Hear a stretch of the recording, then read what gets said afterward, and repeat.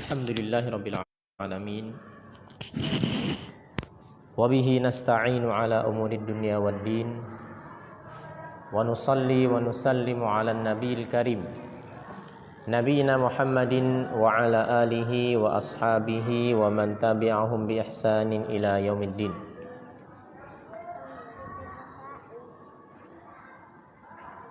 Alhamdulillah, kita panjatkan syukur kepada Allah Subhanahu wa taala. Pada kesempatan kali ini Allah berikan kita kemudahan dan taufik untuk sama-sama kita menghadiri majelis ilmu yang mana Rasulullah sallallahu alaihi wasallam pernah menyebutkan tentang majelis seperti ini, wa majtama'a qaumun fi baitin min buyutillah, dan tidaklah ada suatu kaum mereka berkumpul di rumah di antara rumah-rumah Allah, yatluna kitaballah, mereka membaca ayat-ayat Allah, kitabullah, wa yatadarasunahu fima bainahum, mereka mempelajari atau saling mempelajari di antara mereka, illa nazalat alaihimus sakinah, melainkan akan turun kepada mereka pertama as-sakinah, yaitu ketenangan, wa ghasyyathumur rahmah, dan akan menaungi mereka rahmat Allah Subhanahu wa taala, wa haffathumul malaikah, dan malaikat akan mengerumuni mereka, wa dzakarahumullahu fi man indah, dan Allah Azza wa Jalla akan menyebut-nyebut mereka di sisi majelisnya yang jauh lebih mulia. Ini adalah keutamaan yang besar bagi siapa saja yang mereka mendatangi masjid di antara masjid-masjid Allah dalam rangka untuk membaca Al-Quran, mempelajari kandungan Al-Quran, ya, akan mendapatkan 3 hal. Yang pertama, akan turun kepada mereka sakinah, ketenangan.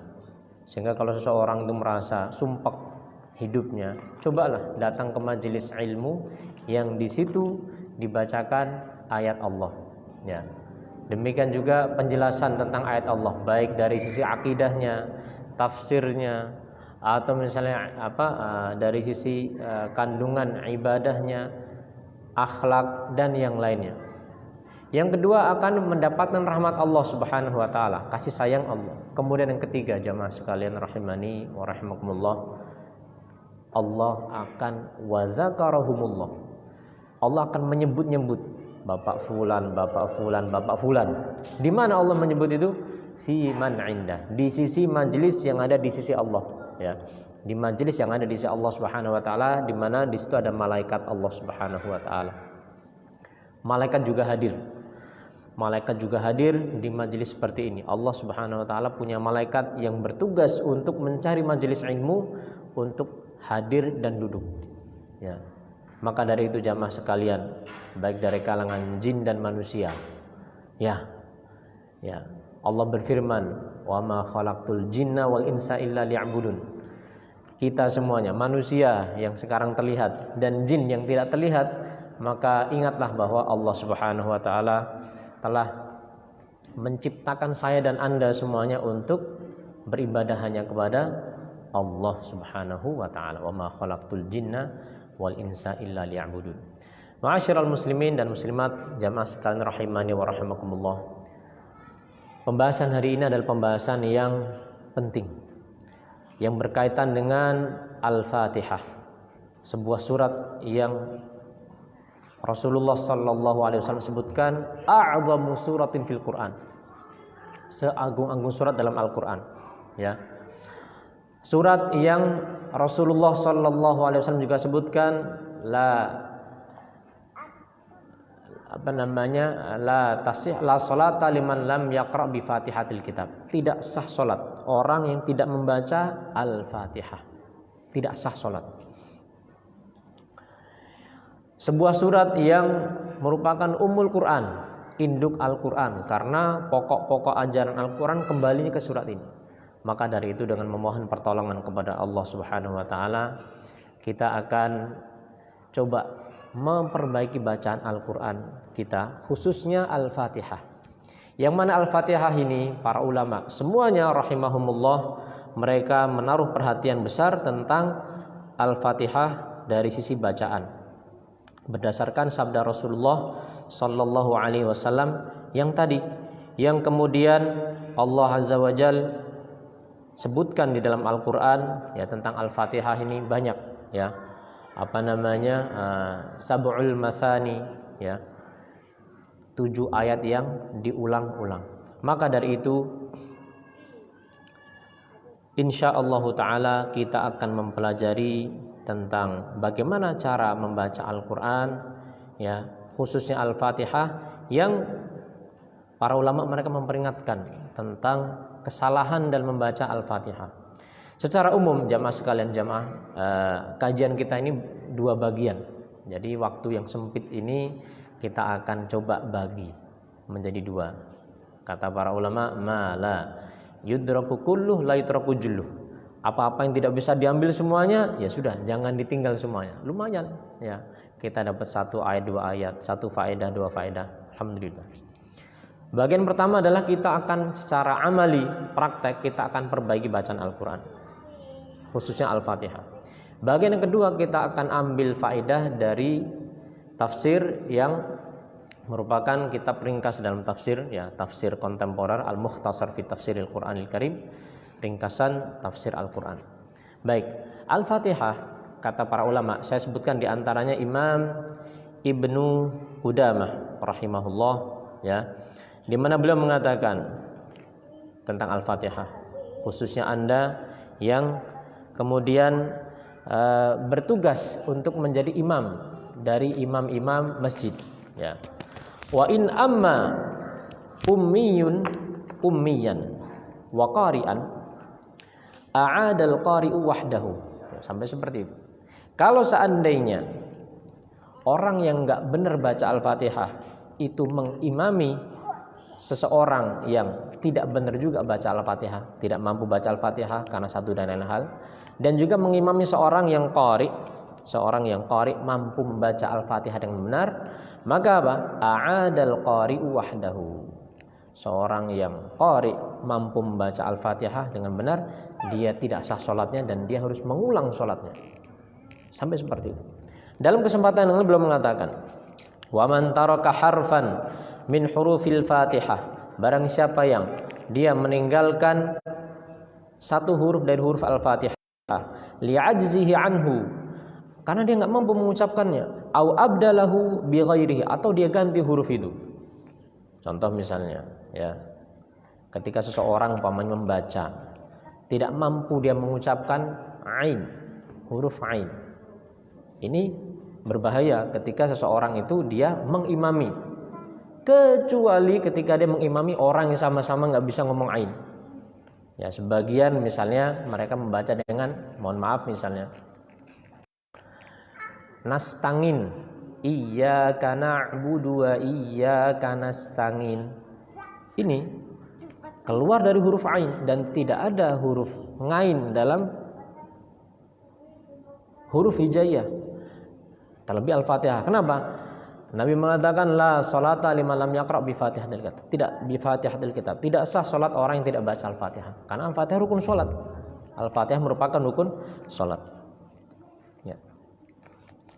Nah, masih kata beliau au abdalahu bi ghairihi, atau mengganti hurufnya, Kita masih contohkan huruf ain. Contoh dia ganti dengan misalnya huruf yang lain, ya. Alhamdulillahi rabbil alamin. Rabbil a, itu hamzah dia ganti, ya. Atau yang lain, ya. Atau kalau kata beliau di sini Imam Ibnu Qudamah, kal althugil ladzi yaj'alu ra'a ghainan. Sebagai contoh orang yang althug itu istilah bagi orang yang dia membaca ra itu menjadi ghain. Ar-Rahmanir Rahim. Nah, ini menjengati menjadi ghain. Maka apa kata beliau, ya? Dan beliau menyebutkan contoh-contoh yang lain, ya. Fahuwa kal ummi, maka orang seperti ini statusnya adalah orang ummi, enggak bisa baca Al-Qur'an. La yasihu an yu'tamma bihi qari'un.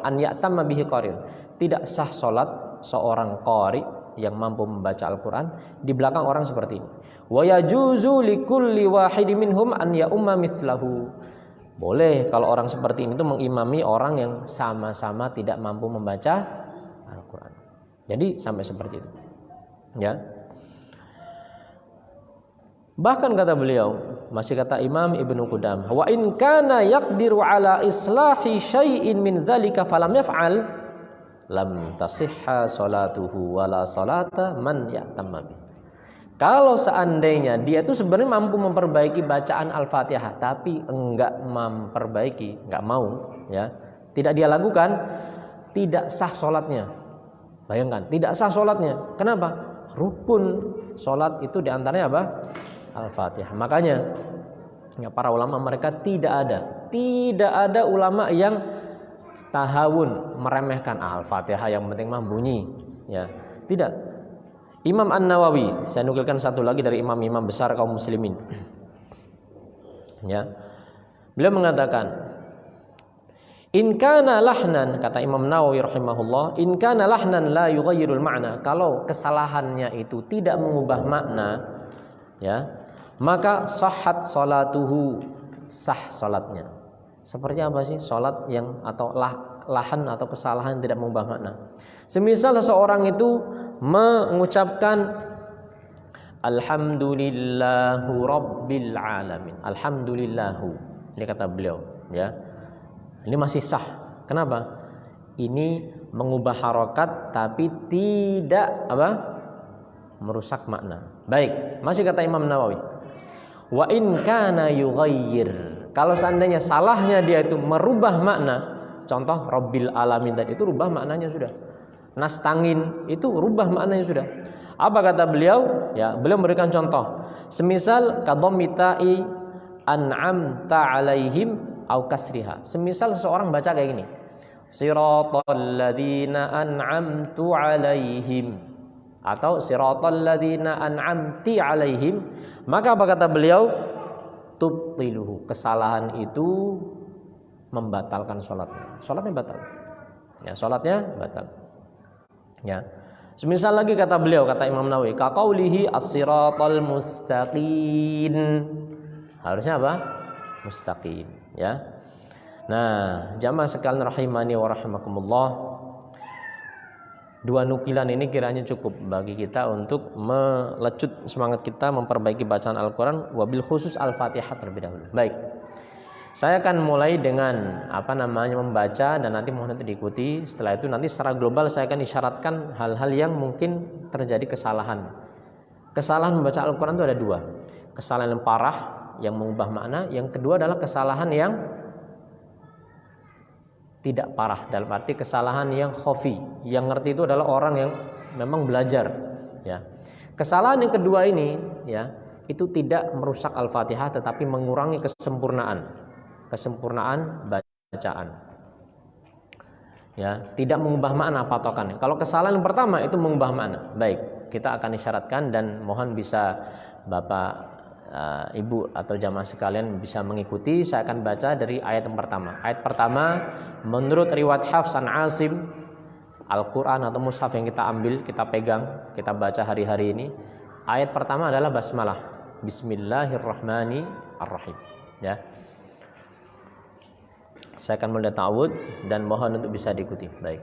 A'udzu billahi minasy syaithanir rajim.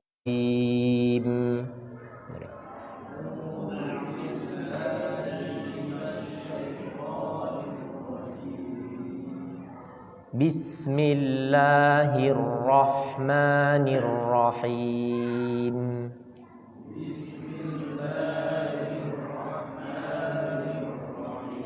Ya. Ayat pertama, ya, kata dia ta'awud. Ta'awud itu hukumnya wajib. Fa idza qara'tal Qur'ana fasta'idz billah. Kalau kamu hendak baca Al-Qur'an, baca ta'awud, ya. Tapi bukan termasuk Al-Fatihah. Ayat pertama, ya. Bismillahirrahmanirrahim. Kesalahan fatal ketika orang itu mengganti hak menjadi ha, seperti ini. Bismillahirrahmanirrahim. Ini fatal. Kenapa? Harusnya apa? Ha. Simak tadi penuturan Tadi sudah berlalu dari kita penuturan Imam Ibnu Qudamah dan juga Imam An-Nawawi. Mengganti huruf itu fatal. Ha menjadi ha. Ha itu dari tengah sini, ha itu dari sini. Ya, itu dipelajari di dalam ilmu tajwid. Baik. Jadi pastikan seseorang membaca dengan Bismillahirrahmanirrahim. Ini yang pertama, ya. Kesalahan fatal yang kedua adalah membuang salah satu huruf, mengorupsi huruf. Harusnya ra itu dibaca dengan ya dua karena tasdid, ya kan? Bismillahirrahmanirrahim. Tapi kalau orang baca seperti ini fatal. Bismillahirrahmanirrahim. Ini fatal. Kenapa? Dia membuang satu huruf ra. Membuang satu huruf ra. Maka dari itu ya penting ya jamaah sekalian rahimani wa rahimakumullah, kita itu mempelajari bacaan Al-Quran. Kewajiban kita sebagaimana kata Syekh Al-Albani rahimahullah terkait Al-Quran itu ada 4. Pertama, baca yang benar. Yang kedua, memahami, ya. Yang ketiga, mengamalkan. Terus yang keempat adalah mengajarkan atau mendakwahkan, ya. Jadi pertama baca dulu. Seperti tadi, orang kalau dia mampu memperbaiki bacaan, tidak diperbaiki, bisa-bisa sholatnya tidak sah. Karena itu merupakan rukun dari rukun-rukun sholat. Dari rukun-rukun sholat. Baik, kita lanjut pada ayat yang kedua. Alhamdulillahi Rabbil Alamin.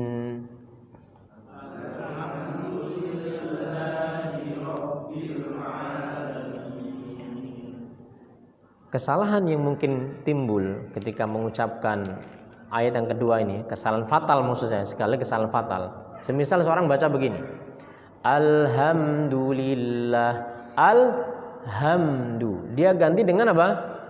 Ha. Ini fatal. Alhamdu itu artinya apa? Pujian, segala puji, pujian, alhamdu. Diganti dengan huruf ha, alhamdulillah, alhamdu. Ini maknanya berubah. Bukan alhamdu tapi apa? Alhamdu. Ya, kembali huruf ha. Huruf ha itu di bahasa Indonesia tidak ada. Maka dari itu memang orang itu harus belajar, ya. Belajar dan mempraktekkan. Kata Imam Ibnul Jazari rahimahullah, wa laisa bainahu wa baina tarkihi illa riyadatu mri'in bifaqihi. Orang itu tidak mungkin bisa menguasai bacaan Al-Quran dengan baik kecuali dengan praktek, ya, mempelajari dan juga dipraktekkan, tentunya dengan bimbingan. Baik, ini terkait dengan kesalahan fatal pada ayat yang kedua ini. Apakah ada mungkin seseorang membaca misalnya kesalahan fatal yang mungkin? Alhamdulillahi Rabbil Alamin. Dia ubah huruf ain menjadi apa? Hamzah. Rabbil Alamin, ya. Jadi Rabbil Alamin, Al-Alamin itu semua makhluk selain Allah itu alamin. Rabbil Alamin, perlu dilihat di kamus, maknanya pasti berubah itu, pasti berubah, ya. Ingat tadi penuturan para ulama tentang masalah seperti ini, ya, merubah makna. Baik, kita lanjut ayat yang ketiga. Ar-Rahmanir-Rahim.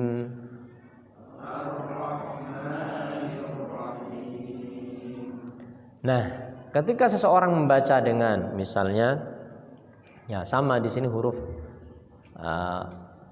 ra, dia baca dengan seperti ini, Ar-Rahmanir-Rahim, ya, ra-nya Ar-Rahmanir-Rahim.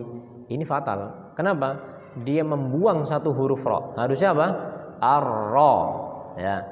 Kan ada tasdidnya.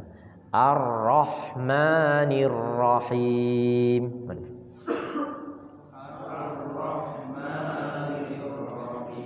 Baik, huruf ha juga sama, ya. Maliki yaumiddin.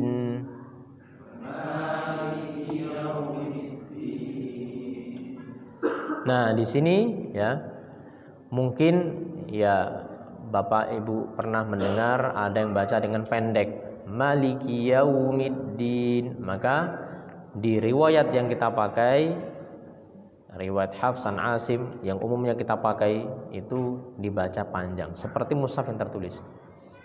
Kok itu ada yang baca pendek? Kayaknya enak tuh baca pendek. Ya.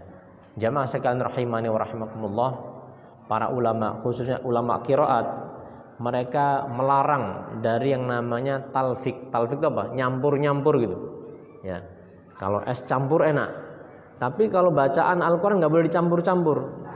Baca pakai riwayat ini, campur aduk dengan riwayat yang lain, ya. Biar ya enggak boleh. Sekali Anda baca, Anda pakai satu riwayat. Jangankan riwayat, jalur saja itu harus konsisten. Ya, nah ini pembahasannya dalam ilmu tajwid atau lebih khusus ilmu qiraat. Bagaimana seorang itu ketika membaca dalam satu momen dia harus memastikan atau memang bacaannya itu sesuai dengan riwayat, demikian juga qiraat plus jalur yang dia pakai dengan segenap konsekuensinya. Jalur yang terkenal di seantero dunia untuk dipakai adalah jalur Syatibiyah. Minimal seseorang itu dia mempelajari membaca Al-Quran yang minimal satu qiraat, satu riwayat, satu jalur itu dia tahu cara bacanya. Kalau tidak, maka bisa jadi dia membaca Al-Quran, dia akan salah baca Al-Quran. Atau ketika misalnya dia mengimami, dia akan salah ketika membaca potongan-potongan ayat tertentu, disebabkan karena ya ketidaktahuannya. Baik, kita lanjutkan. Iyyaka na'budu wa iyyaka nasta'in. Iyyaka na'budu wa iyyaka nasta'in. Di situ ya-nya ada tasydid, artinya ada dua huruf ya. Ketika seseorang membaca seperti ini membuang satu huruf ya, berbahaya. Seperti ini, saya praktekkan yang salah. Ini yang salah, Pak, dan ini salah. Yang saya praktekkan dari awal kajian sampai akhir adalah praktek yang fatal, yang kesalahan yang fatal yang saya soroti ya, yang mengubah makna. Mohon disimak, ini yang salah. Iyyaka na'budu wa iyyaka nasta'in. Iyyaka. Apa bedanya dengan iyyaka? Tanpa tasydid, betul Pak Sanda. Jadi kalau orang baca begini, iyyaka na'budu, itu ya-nya jadi apa? Tanpa tasydid. Padahal nggak boleh membuang satu huruf saja dari Al-Fatihah, nggak boleh. Ya, jadi pastikan ya-nya itu ada tasydidnya. Kita ulangi lagi.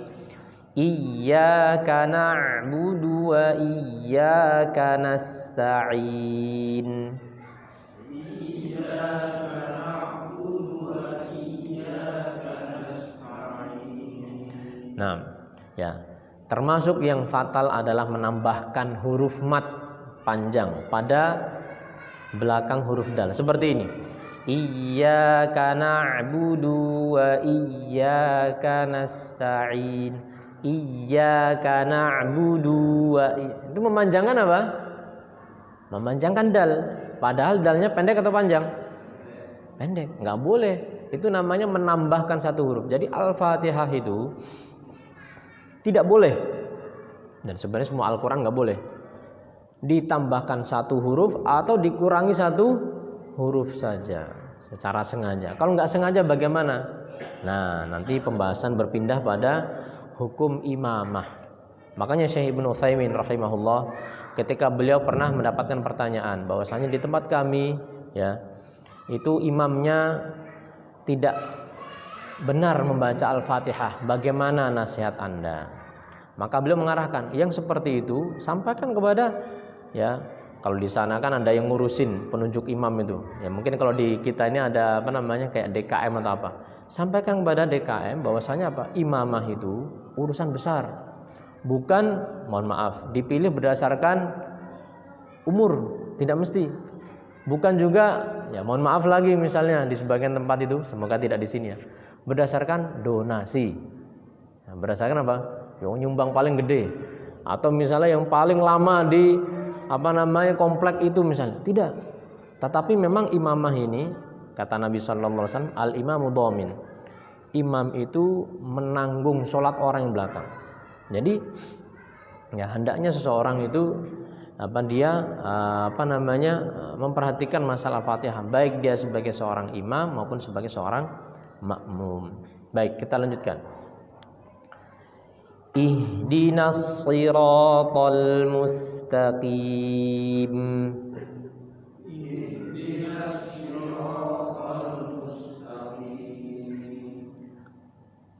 Ihdinas siratal mustaqim. Nah, tadi dicontohkan oleh Imam An-Nawawi atau Imam Ibnu Qudamah tadi, kalau diganti dengan nun maka rusak. Demikian juga misalnya ketika qaf diganti dengan kaf, seperti ini. Ihdinas siratal mustaqim. Mustaqi, ki itu kaf. Ya. Bedanya kaf sama qaf apa? Nah, itu pelajaran tajwid. Kalau qaf itu apa? Pangkal lisan ketemu dengan langit-langit set nempel. Qa, ti, ku. Ya, qa, ti, ku. Mustaqim. Kalau ke depan sedikit jadi huruf apa? Kaf. Ya. Boleh tidak? Ya enggak boleh. Ya, tidak boleh. Ayat yang terakhir. Ayat yang ke-7. Siratal ladzina an'amta 'alaihim ghairil maghdubi 'alaihim waladdallin.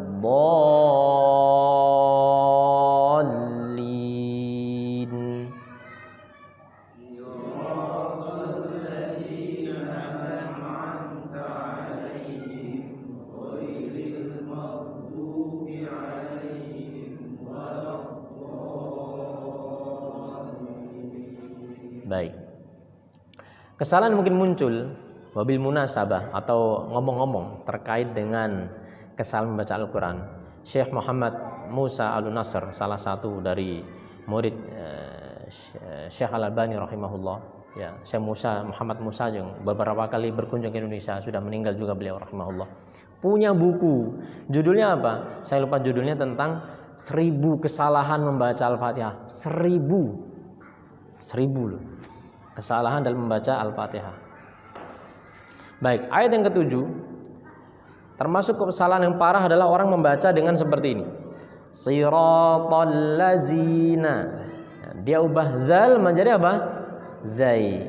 Siratal lazina. Itu salah. Demikian juga dia ubah ain pada kata an'amta. Dia ubah ain menjadi apa?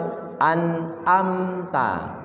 Menjadi apa? Hamzah semua. Atau yang ain yang harusnya hamzah menjadi ain semua, kayak gini. Siratal ladzina an'amta. Diubah hamzah menjadi ain. Saking mantapnya, tapi malah salah, ya. Jadi harusnya apa? An'amta alaihim, itu ain lagi. Nah, kebetulan huruf ain juga nggak ada di bahasa kita. Jadi memang harus kita belajar. Baik. Kemudian ya, ghairil maghdubi. Nah, ini huruf dhad. Huruf apa? Dhad.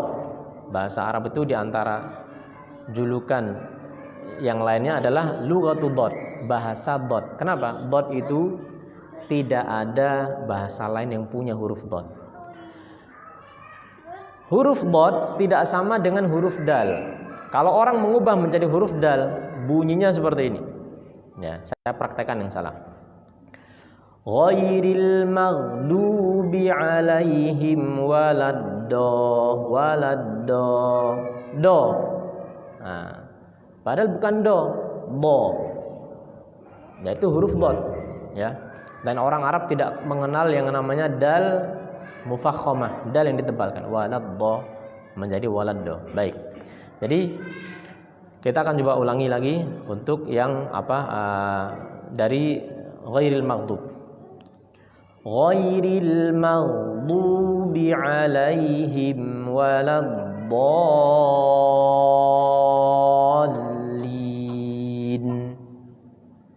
Ghairil maghdubi alaihim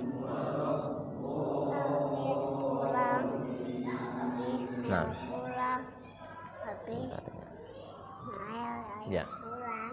Mohon maaf. Ya. Baik. Jadi yang terakhir, ketika seseorang membuang huruf lam, satu huruf lam, berbahaya. Membuang satu pun huruf lam, seperti ini. Bolin, bolin. Harusnya apa? Bolin. Kan gitu. Ada apa? Tasydidnya. Ya. Itulah kenapa Al-Fatihah, jamaah sekalian rahimani wa rahimakumullah, itu pernah dibacakan oleh sahabat radhiyallahu anhum ajma'in, ya, dengan pemaknaan kepada orang yang sakit. Kemudian apa? Orang itu sembuh dengan izin Allah. Maka dari itu, ya, terkadang seseorang misalnya membaca atau meruqyah diri sendiri, tapi tidak memberikan efek. Bisa jadi yang dia baca itu salah ayatnya.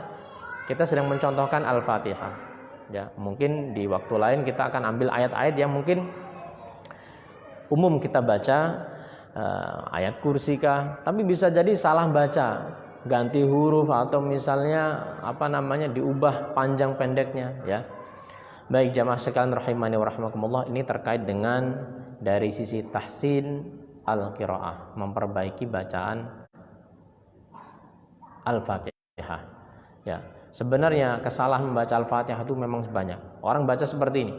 Bismillahirrahmanirrahim. Bismillah, tapi kesalahan seperti ini tidak merubah arti. Maka yang kami isyaratkan adalah kesalahan sebagaimana yang disebutkan para ulama, baik ulama fikih semisal Imam Nawawi, Imam Ibnu Qudamah, maupun para qurra, para imam ahli baca Al-Qur'an, ya. Yang kesemuanya mereka menganggap besar urusan salah dalam membaca Al-Fatihah, wabil khusus salah yang sifatnya jali yang bisa merubah makna. Baik. Sekarang kita akan coba ambil, ya, ayat demi ayat biiznillah dari surat Al-Fatihah. Kita sering baca surat Al-Fatihah dan dia merupakan seagung-agung surat dalam Al-Qur'an. Akan tetapi sudahkah kita mengetahui kandungannya?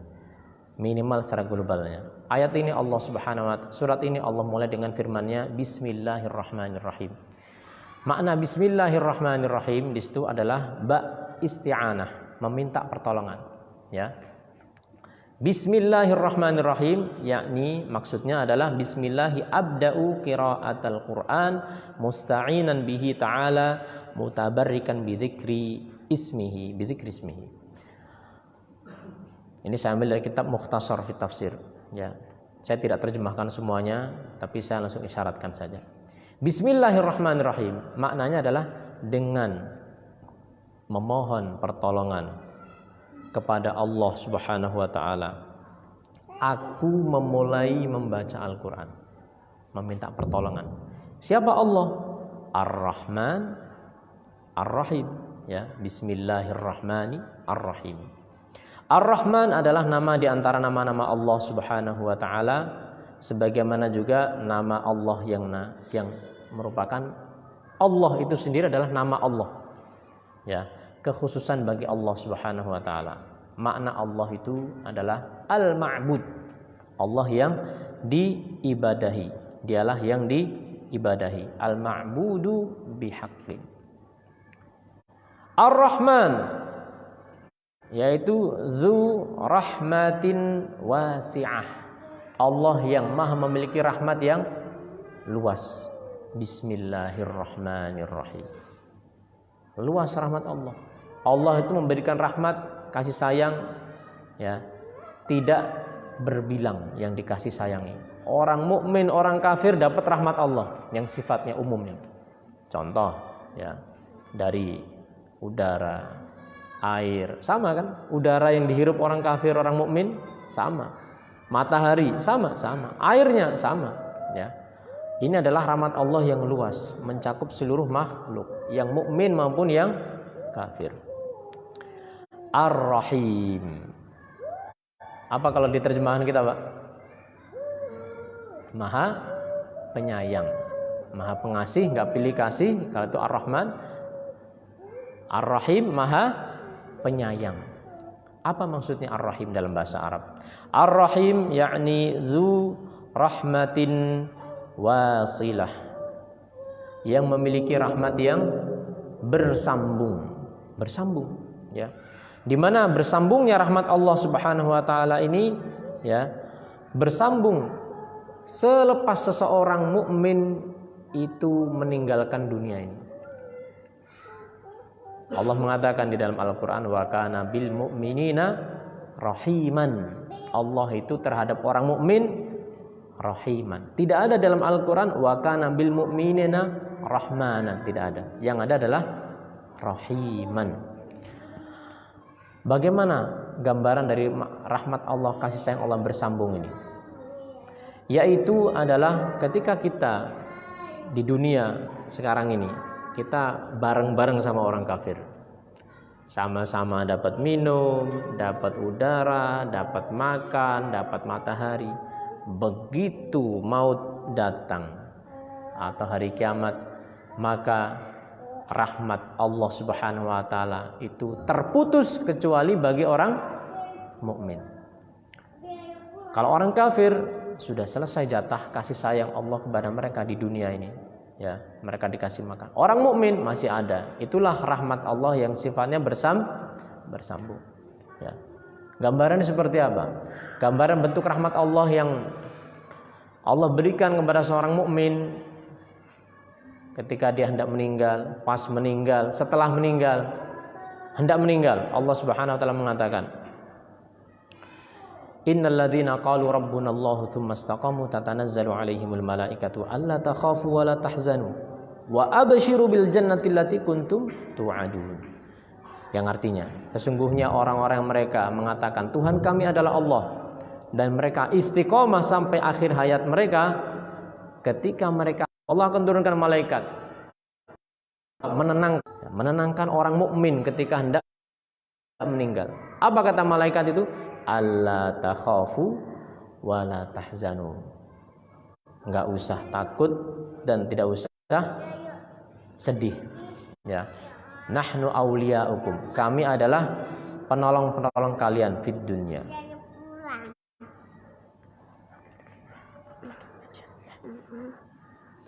Jadi orang itu kalau mau meninggal pasti akan banyak apa yang dia khawatirkan. Allah turunkan dengan rahmatnya, kasih sayangnya kepada orang mukmin itu malaikat untuk mengayem-ayemkan, menenang-nenangkan orang mukmin. Ya. Ini ketika hendak meninggal. Ketika pas meninggal Allah sebutkan wan nasyitati nashta. Demi malaikat yang mencabut nyawa orang mukmin itu seperti apa? Seperti simpul yang sudah tinggal diset, tarik, lepas. Itu orang-orang mukmin mencabut nyawanya seperti itu malaikat. Kalau orang kafir apa? Wan nazi'ati gharqa. Mencabut dengan apa? Dengan kasar dan bengis. Kalau orang mukmin wan nasyitati nashta. Nyawanya itu apa? Seperti simpul yang tinggal sekali tarik, set, langsung lepas. Nah itu orang mukmin. Rahmat. Begitu dibangkitkan atau sebelumnya di alam kubur, kan kita besok masuk alam kubur, Pak. Ya. Apa kata Allah tentang alam kubur ini?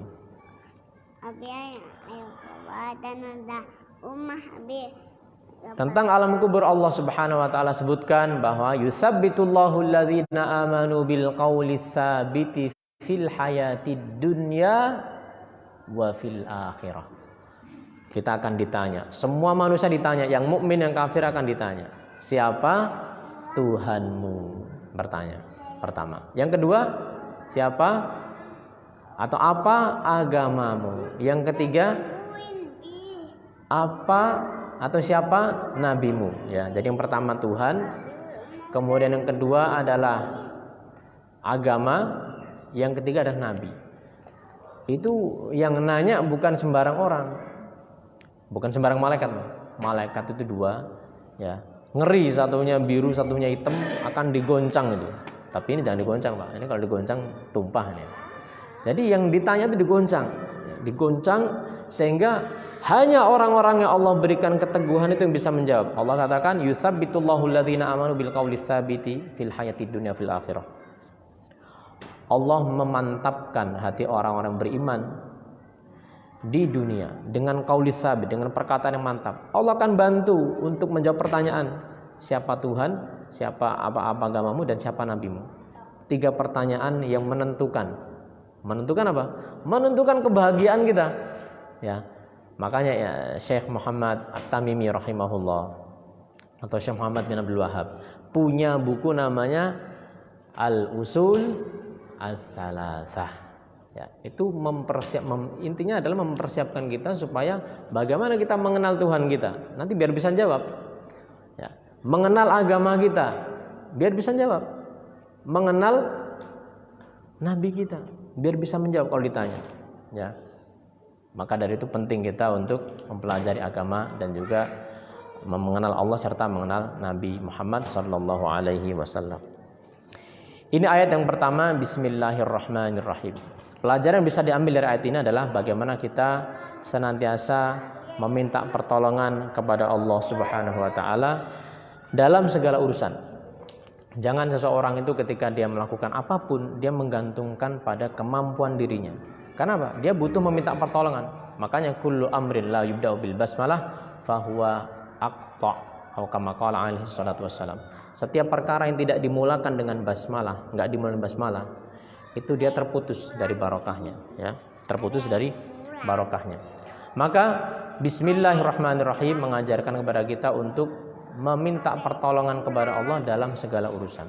Bismillah maknanya saya minta pertolongan kepada Allah Subhanahu wa taala. Ayat yang kedua yaitu alhamdulillahi rabbil alamin. Alhamdulillahi rabbil alamin. Alhamdu maknanya adalah as-sanaul kamilu. Pujian yang sempurna. Wa jami'ul anwa'i wa jami'u anwa'il mahamidi min sifatil jalali wal kamali hiya lillahi wahdahu duna man siwah. Pujian yang sempurna serta seluruh sifat-sifat atau sanjungan ya sifat-sifat yang mulia, yang agung itu milik Allah Subhanahu wa taala saja, bukan milik yang selainnya. Alhamdulillah. Kapan kita Pak mengucapkan alhamdulillah? Lagi senang. Ya, ternyata Nabi itu mengucapkan alhamdulillah dalam semua keadaan. Nabi kalau senang doanya gini. Alhamdulillahilladzi bi ni'matihi tatimmus shalihat. Segala puji bagi Allah yang menjadi sempurna semua kebaikan. Kalau beliau mendapatkan hal-hal yang tidak beliau sukai, apa doanya? Alhamdulillah ala kulli hal. Segala puji bagi Allah dalam seluruh keadaan. Pokoknya Allah itu tetap dipuji dalam seluruh keadaan. Ya, alhamdulillah. Loh kok bisa? Orang lagi susah, kena musibah, bacanya apa? Alhamdulillah ala kulli hal. Ini tidak bisa muncul melainkan dari orang yang mengenal Allah Subhanahu wa taala. Dan Rasulullah sallallahu alaihi wasallam adalah orang yang paling mengenal Allah. Kenapa? Semua yang Allah kehendaki bagi seorang mukmin hakikatnya adalah kebaikan. Meskipun seorang mukmin kadang kena musibah. Kita kan pernah kena musibah toh, Pak? Kita kena musibah. Masa kita enggak pernah kena musibah? Ya.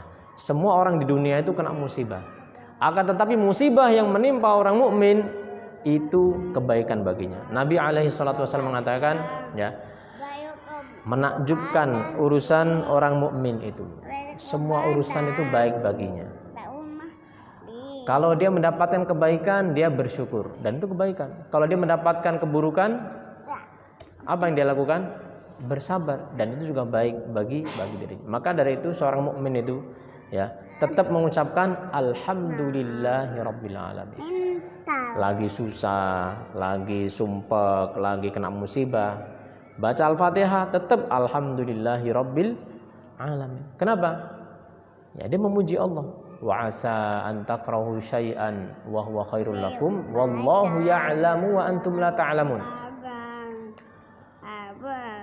Bisa jadi kalian itu enggak suka sesuatu, padahal itu adalah kebaikan bagi kalian. Allah itu yang tahu, kalian tidak tahu. Ya. Maka seorang mukmin ketika dia membaca Al-Fatihah dalam kondisi apapun, dia akan teringat bahwasanya Allah Subhanahu wa taala itu maha untuk dipuji dalam seluruh keadaan. Rabbil alamin, Tuhan seluruh alam. Rabb itu maknanya adalah yang mencipta, kemudian yang mengatur, kemudian memberi rizki. Itu Rabb.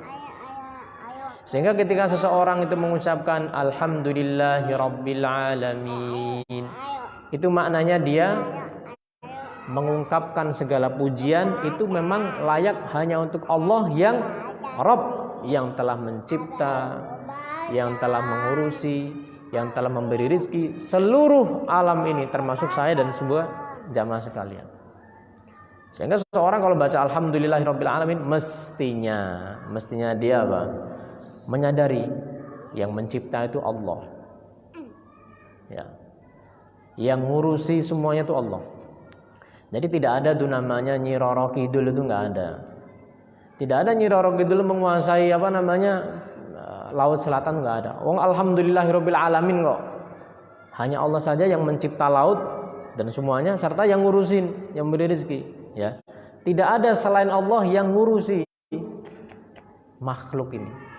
Maka dari itu Alhamdulillahirabbil alamin ini, ya, sebuah ayat yang mestinya kita sering-sering untuk renungkan, ya.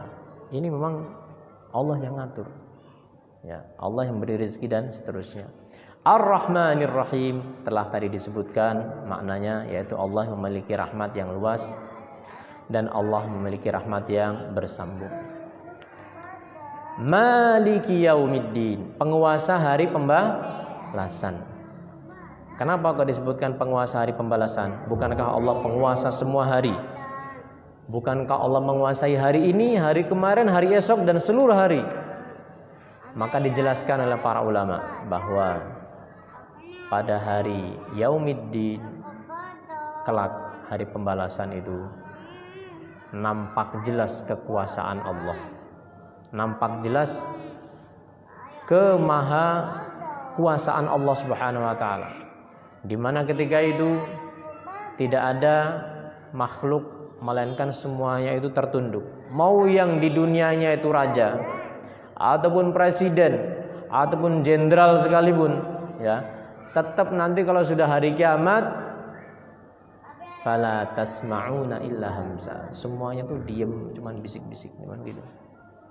Semuanya akan dikumpulkan, tidak pakai baju pada hari Yaumiddin itu, tidak pakai sendal, ya, tidak bawa apa-apa. Meskipun di dunia mungkin dia adalah orang yang paling, ya, semuanya paling kaya, paling terhormat, paling semua. Tapi kalau sudah di akhirat sama semuanya. Maliki Yaumiddin. Kita lanjut pada ayat yang kelima. Iyyaka na'budu wa iyyaka nasta'in.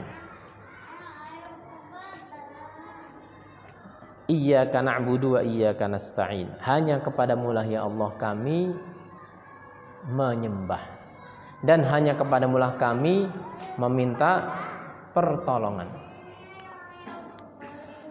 Ini merupakan pengikraran kita semuanya. Kita menyembah hanya kepada Allah.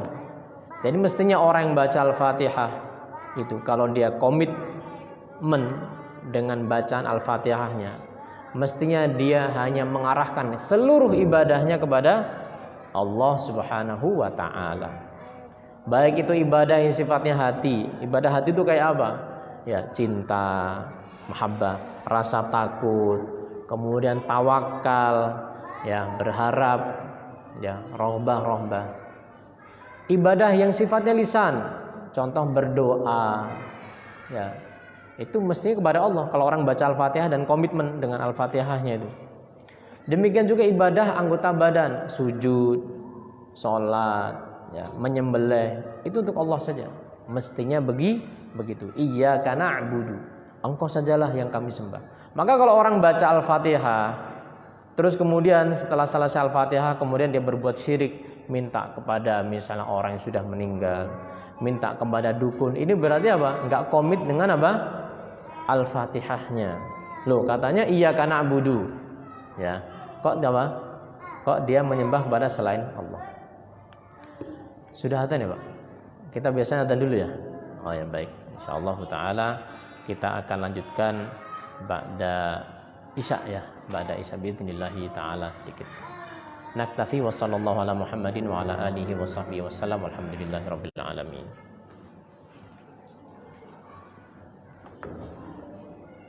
Menyebutkan ikrar tentang ibadah, karena hakikatnya kita tidak bisa beribadah kecuali apabila Allah menolong kita untuk itu.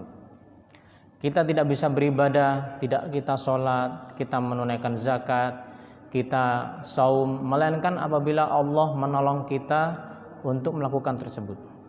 Maka dari itu jamaah sekalian rahimani wa rahimakumullah, ayat iyyaka na'budu wa iyyaka nasta'in itu adalah obat dari dua penyakit hati.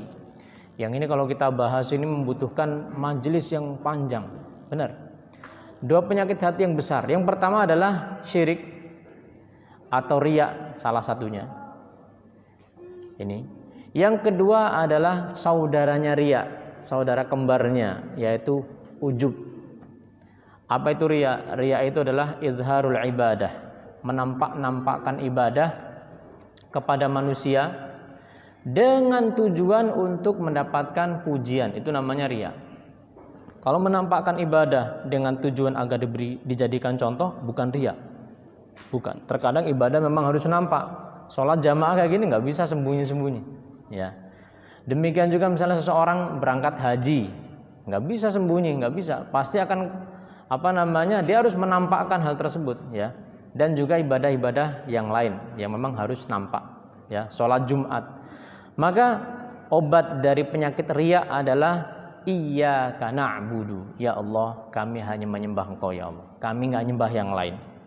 Ibadah kami ini hanya untuk Engkau, tidak untuk mendapatkan pujian daripada manusia. Sebenarnya kalau kita bahas dari riya itu sendiri seperti apa, ya, fenomena-fenomenanya, demikian juga penanggulangannya, obatnya, maka itu pembahasan tersendiri. Wa iyyaka nasta'in itu adalah obat untuk penyakit ujub. Apa itu ujub? Ujub itu, ya, bangga diri, menganggap diri itu hebat, melupakan pertolongan Allah Subhanahu wa taala dalam suatu keberhasilan. Itu ujub. Jadi ketika kita bisa melakukan amal soleh seperti halnya kita melakukan sholat atau bisa menunaikan zakat, bisa saum, bisa umroh, bisa haji, bisa dan yang lainnya, ingat, sesungguhnya itu semuanya tidak lain adalah karena pertolongan Allah. Pertolongan Allah. Bukan karena kitanya, oh saya ini hebat, saya ini kuat berdiri sholat taraweh lama, kuat saya. Dan penyakit ujub ini jamaah sekalian rahimani wa rahmakumullah adalah penyakit yang tidak kalah membinasakan ketimbang riya. Ujub inilah yang mengawali kesombongan iblis laknatullah. Iblis itu awalnya ujub. Ujub inilah penyakit yang spesialis menyerang orang-orang soleh. Kalau orang-orang jahat, apa yang mau diujubkan? Ya, orang minum khamr mau ujub apa? Tapi kalau orang melakukan ketaatan, ini kalau tidak pertolongan Allah, dia bisa jatuh ke dalam ujub. Contoh yang paling fenomenal ya iblis tadi itu. Iblis itu dulunya adalah ahli ibadah. Ketika kemudian Allah mengetahui ini iblis ini ujub ini, maka kemudian Allah uji. Ujinya dengan apa? Dengan bapak kita semuanya, Nabi Adam. Adam Allah jadikan, ya, malaikat itu semuanya disuruh sujud sama Allah. Iblis yang notabene sudah lama melakukan ketaatan, memandang dirinya, qala ana khairum minhu khalaqtani min nari wa khalaqtahu min tin. Aku lebih baik ya Allah ketimbang dirinya. Engkau ciptakan aku dari api, engkau ciptakan dia dari tanah. Lam akun li asjuda lima khalaqtahu, lam akun li asjuda, aku tidak akan sujud kepada makhluk yang engkau ciptakan dari mintin, dari apa? Dari tanah liat. Aku enggak mau sujud. Itu iblis. Kesombongan itu merupakan anak kandung asli dari apa? Ujub. Jadi kalau orang sudah ujub, dia nanti akan merangkak kepada sombong. Dalil yang lain adalah kisah yang terkenal ya dari dua bersaudara Bani Israel, kata Rasulullah SAW. Yang satu ini tukang maksiat, satu ini tukang taat, ahli taat. Oh, yang ahli taat ini sering ngingetin yang maksiat, jangan maksiat, ya kamu ini stop. Sampai suatu titik, ya si ahli maksiat ini apa? Diingatkan oleh si ahli taat. Si ahli taat ini, ya dia mengucapkan suatu kalimat yang kemudian dengan sebab kalimat itu hancurlah akhiratnya. Apa itu? Dia mengatakan, wallahi, demi Allah, Allah itu tidak akan mengampuni kamu. Itu dia memvonis. Ya, maka kemudian Allah berfirman, siapa orang yang yata'ala alayya, siapa orang yang lancang terhadapku. Ya, makanya ada di dalam kitab tauhid itu, kitab tauhid ada bab khusus tentang apa? At-ta'ali 'ala Allah. Larangan untuk bersikap lancang kepada Allah. Kita ini jamaah sekalian, ini bisa sholat, bisa melakukan ketaatan, ini adalah semata-mata pertolongan Allah Subhanahu wa ta'ala. Bukan karena kita hebat, bukan. Bukan karena kita ini pintar, enggak.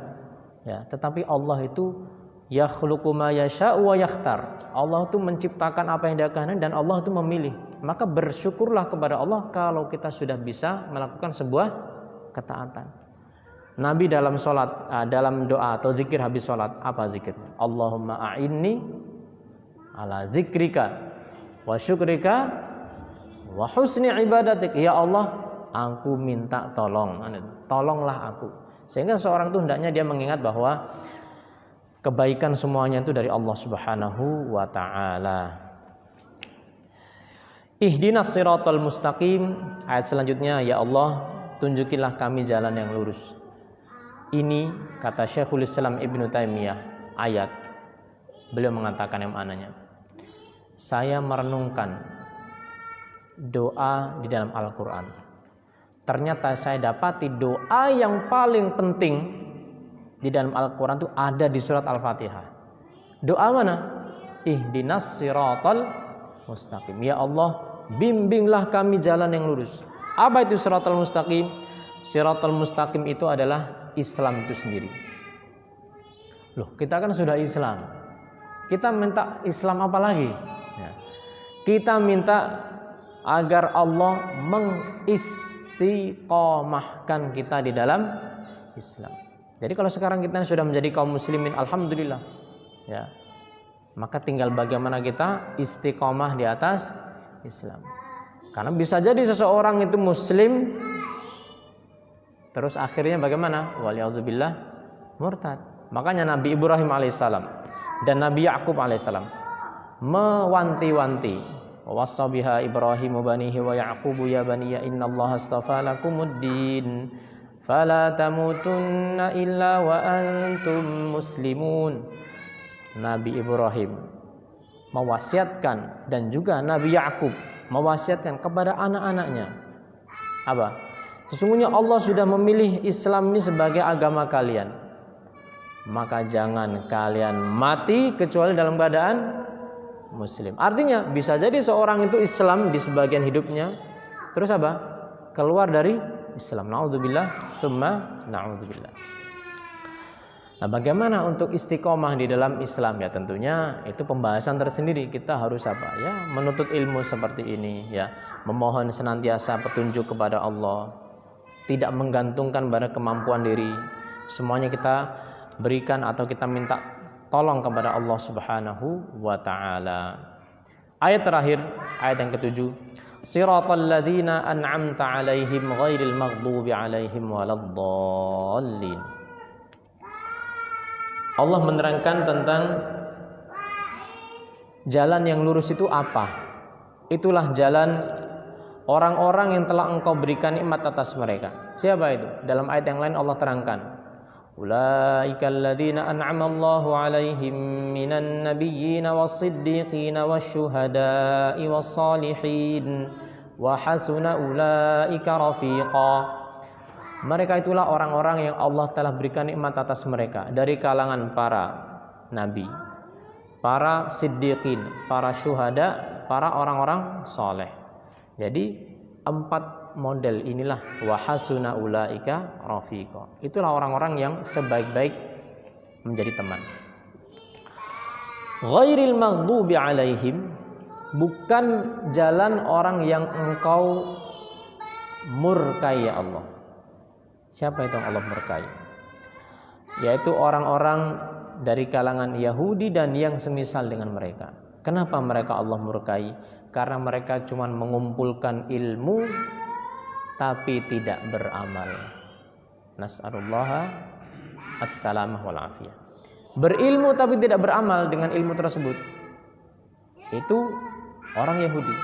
Ya, kalau kita berbicara orang Yahudi, surat Al-Baqarah itulah yang menyebutkan tentang bagaimana sepak terjang orang Yahudi sampai mereka mendapatkan ya sematan al-maghdub, yaitu dimurkai. Ya, surat Al-Baqarah mulai dari ayat 40 ke sana itu cerita tentang Bani Israel, di mana mereka ini berilmu tapi tidak beramal. Mereka berilmu, mereka tahu ya'rifunahu kama ya'rifuna abna'ahum. Mereka mengenal Nabi itu seperti mereka mengenal anak mereka. Mereka ngerti ini benar kok. Ini memang Nabi, tapi kami nggak mau. Soalnya apa? Soalnya dia bukan golongan kita sih. Dia bukan Bani Israel, dia Bani Ismail. Kami nggak mau ikut. Nah ini, ya, dengki yang ada pada orang Yahudi. Waladhdallin, dan juga bukan jalan orang-orang yang tersesat dari jalan-Mu ya Allah.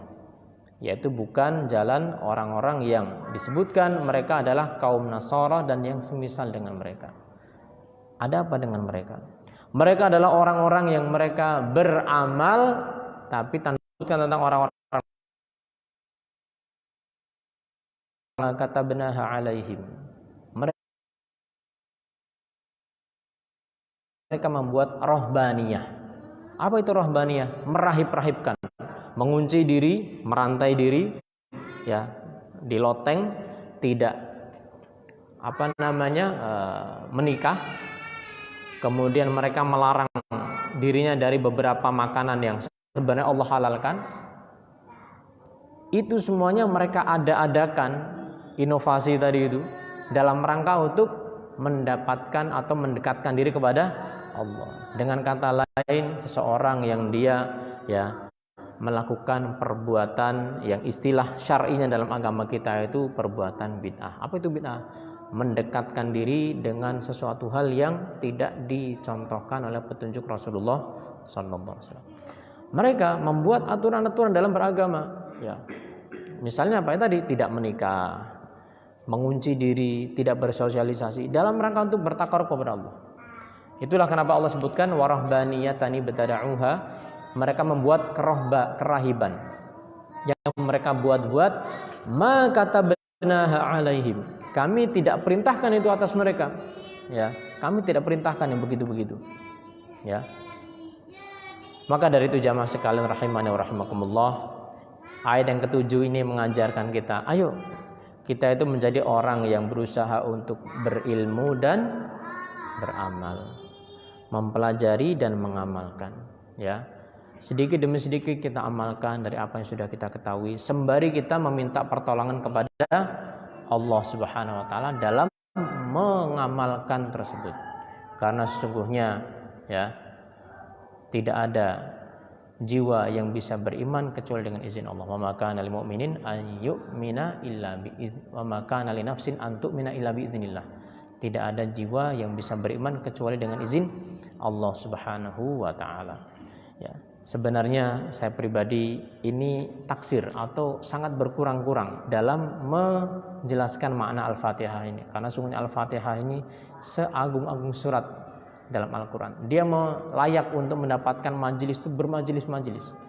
Akan tetapi ya, sebagaimana kita menjadikan kitab acuan kita adalah Al-Mukhtasar fi Tafsir, maka semoga dengan tafsir yang ringkas ini memberikan kita semangat untuk memperdalam Al-Quran, baik dari sisi membaca maupun juga memahami isinya, serta berusaha mengamalkannya dan juga mendakwahkan atau menyampaikan kepada sesama kaum muslimin dan muslimat.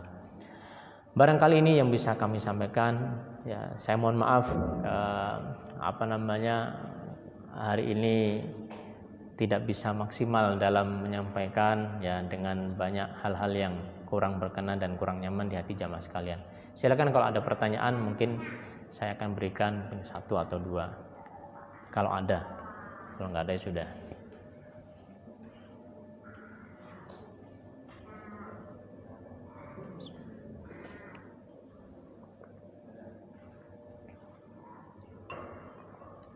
Baik, kalau tidak ada, oh ya silakan Pak. Imam kita nih, kita maksudnya bacanya itu salah, karena masalah sih karena maknanya salah kayak tadi. Itu gimana Pak? Bagaimana? Bagaimana kalau ternyata imamnya itu salah bacanya? Ya. Salah tadi, ain besar A gitu kan? Apakah sholatnya batal kah? Ya. Tergantung keadaan makmumnya. Jadi apabila makmumnya ini seorang yang mampu membaca Al-Fatihah dengan baik atau bahkan dia punya kemampuan membaca Al-Quran secara umum lebih baik, harusnya dia yang imam. Harusnya dia yang imam. Ya.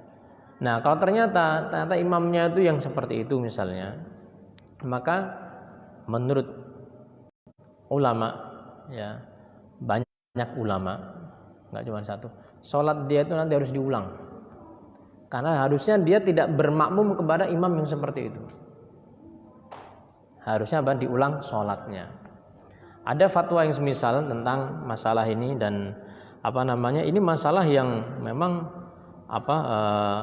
banyak terjadi ya, khususnya di negeri di mana atau enggak cuma di negeri kita ya.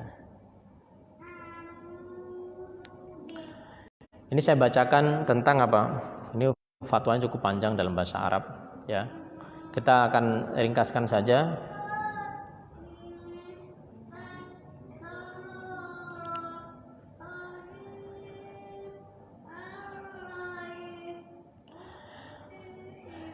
Ulama Lajnah Daimah ditanya tentang sholat di belakang imam yang tidak bagus bacaan Al-Fatihahnya.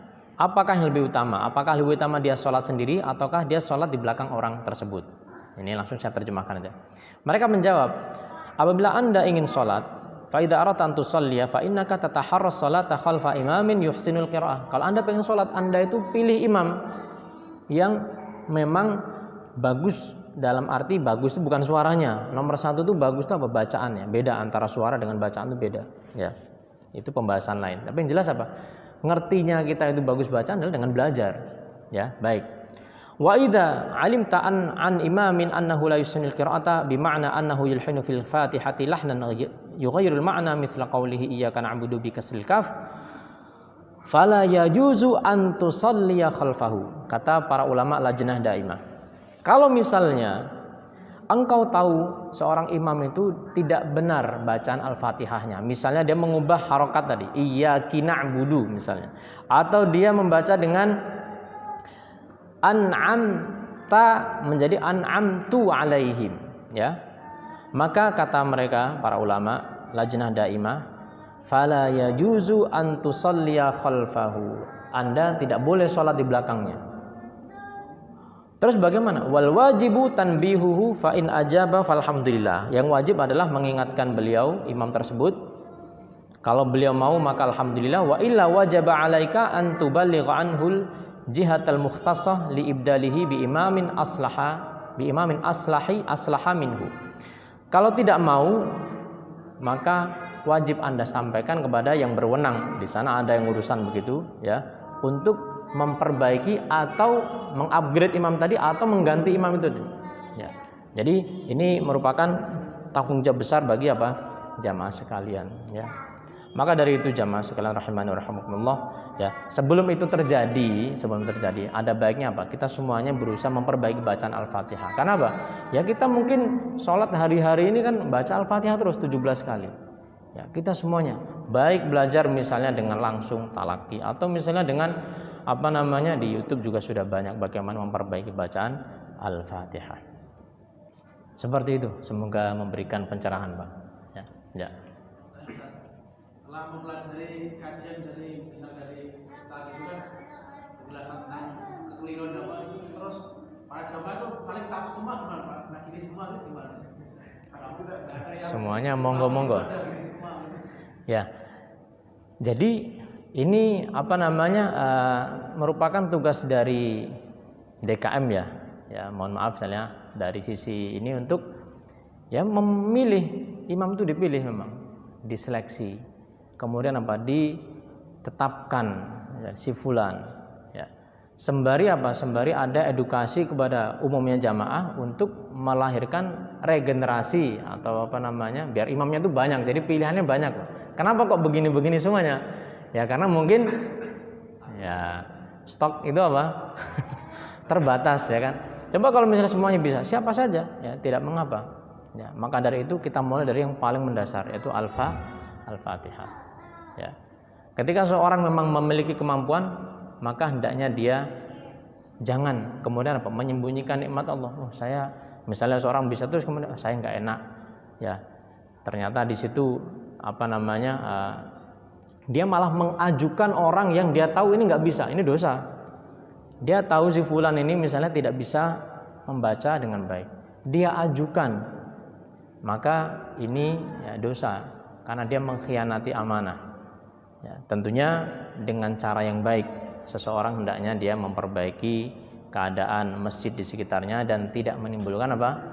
Huru-hara ataupun fitnah. Ya, semoga Allah Subhanahu wa taala berikan kita taufik senantiasa untuk memperbaiki keadaan kita dan juga kaum muslimin semuanya. Barangkali kita cukupkan Pak untuk kajian kali ini. Ada kurangnya saya mohon maaf ya atas segala ketidaknyamanan yang timbul. Kita tutup dengan doa kafaratul majelis. Subhanakallahumma bihamdika asyhadu an la ilaha illa anta astaghfiruka wa atubu ilaik.